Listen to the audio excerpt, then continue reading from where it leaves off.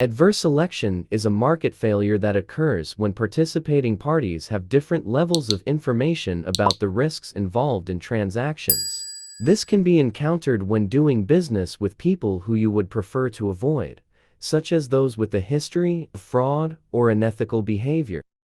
In this situation, those individuals may possess more knowledge than you do regarding their own risk profile.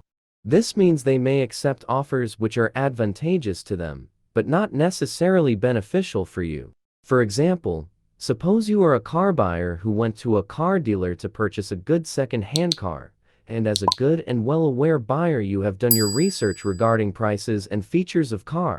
But the dealer who is selling the second-hand car knows condition of each car better than you, and to maximize his profit, he might sell you a car with some defects which he knows you will miss.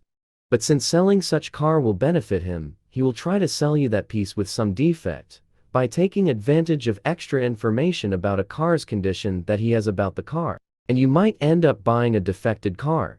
This is the adverse selection that is a result of asymmetry of information in the market. More such example can be seen in insurance and banking industry. Such kind of situations can lead to market failures as people will lose trusts in such situations, which might also result in missing good opportunities due to doubt of making an adverse selection.